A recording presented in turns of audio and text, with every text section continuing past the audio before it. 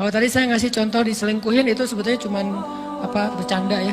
Karena diselingkuhin ini pastinya bukan ujian, tapi musibah. Pengkhianatan ya, tidak ada tempat.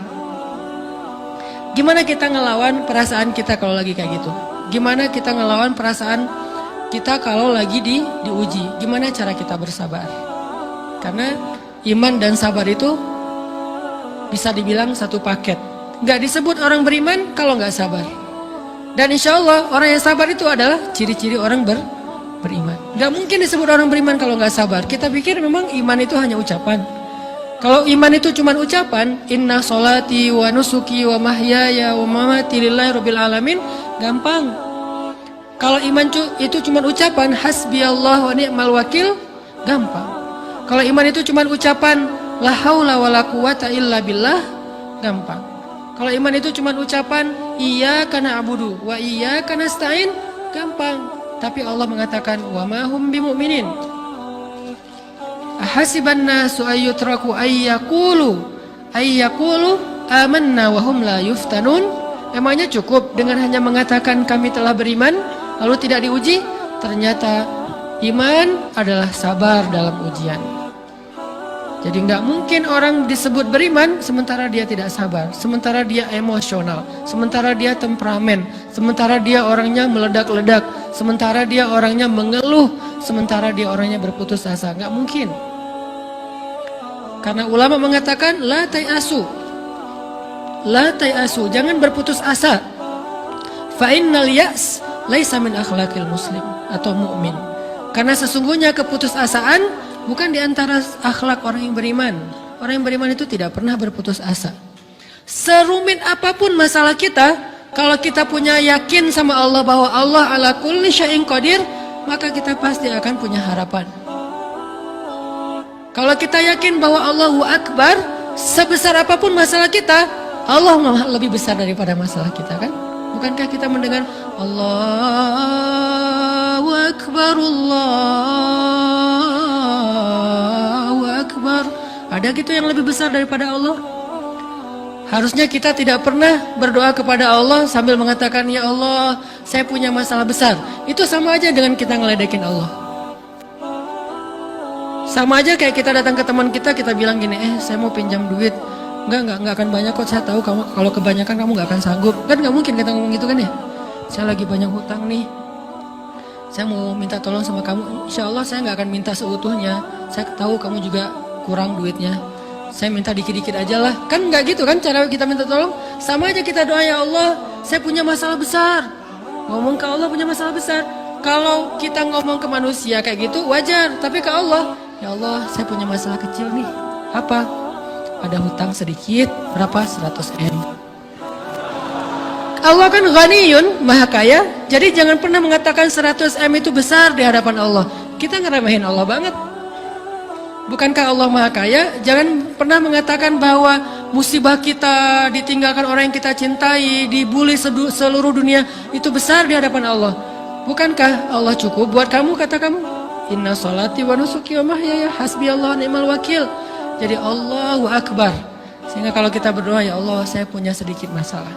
Bukankah Umar pernah mengatakan, ya nafsi, idza dhaqat alaikid dunya, fala taquli ya rabbi indi hammun kabir, faquli ya hammun indi rabbun kabir. Wahai jiwaku, kalau kamu merasakan kesempitan, kegalauan, bingung, sakit, jangan pernah kamu mengatakan, ya Rabbi, saya punya masalah besar. Tapi katakanlah, wahai masalah, saya punya Rabb yang maha besar. Iman dan harapan, berharap, itu nggak bisa dipisahkan. Iman dan sabar itu nggak bisa dipisahkan. Iman dan berserah diri atau menyerahkan urusannya, tawakul atau kita nyebutnya tawakal, nggak bisa dipisahkan. Bagaimana kita mau menyebut diri kita mukmin sementara kita nggak sabar ketika diuji dengan perasaan? Alhamdulillah kalau kita selama ini masih bersabar dengan ujian fisik. Ujian fisik yang setiap hari kita alamin apa? Lelah, capek, pulang kerja, pulang sekolah, pulang dari kampus, ngaji. Capek kan? Belum lagi macet-macetan, belum mandi pula. Dari tadi pagi, dari semalam kurang tidur. dan segala macam. Lelah, capek, ngantuk, kadang-kadang sampai drop kesehatan kita. Kita bisa lalui itu, nggak apa-apa, capek-capek juga. Yang penting saya pengen belajar. Jalan nih jauh-jauh, ada yang dari Sumedang, ada yang dari Lembang, ada yang dari Banjaran, dari mana-mana datang pengen ngaji. Jarak jauh nggak apa-apa, macet nggak apa-apa, lelah nggak apa-apa, habis duit nggak masalah. Tapi sampai di sini kesenggol dikit aja sama teman kita, dalam ucapan mungkin, dalam ekspresi, kadang-kadang kita senyumin nggak dibalas senyum, atau mungkin hal-hal sepele itu bikin seolah-olah amal kita yang udah habis-habisan tadi jadi berkurang sampai habis pahalanya. Ujian perasaan. Kadang-kadang datang ke sini nggak ada rasa tidak nyaman sedikit mungkin dengan teman kita atau dengan orang yang di sebelah kita, akhirnya kita merasa tersinggung, akhirnya kayak jadi berlebih-lebihan di tangga, di pintu, pas keluar, di tempat wudhu, di mana, hal sepele sebetulnya, tapi mengganggunya bukan fisik kita, yang terganggu bukan harta kita, tapi yang terganggu perasaan kita nih, rasa nyaman kita yang terganggu, seolah-olah hilang semuanya. Jadi nggak berarti. Ini namanya ujian, teman-teman. Mudah-mudahan kita bisa istiqomah dalam masalah perasaan ini.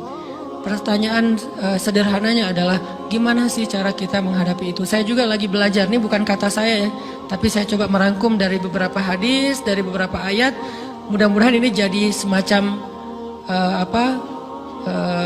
tips dari Allah, dari Rasul, cara kita supaya lebih sabar dalam menghadapi ujian, khususnya ujian perasaan. Pertama, saya mengambil dari hadis riwayat yang diriwayatkan dari Abu Hurairah, hadis Hasan. Nabi SAW mengatakan, "Ma yazalul bala'u bil mu'mini wal mu'minati fi nafsihi wa waladihi wa malihi hatta yalqallaha ta'ala wa ma alaihi khati'ah." Tidaklah seseorang selesai diuji, baik dia laki-laki, orang yang beriman, atau perempuan yang beriman, baik itu ujiannya terjadi pada dirinya, atau melalui anaknya, atau melalui hartanya, artinya ujian harta, ujian fisik, ujian perasaan, sampai dia bertemu dengan Allah, dan dia tidak punya dosa. Apa maksud dari hadis ini?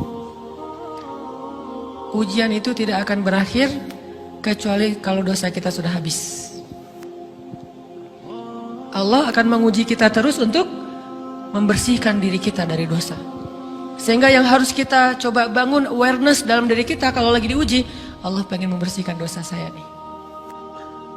Sehingga kita ridho dengan ujian, bukan ikhlas ya. Kalau ikhlas ibadah, kalau ujian ridho, rela.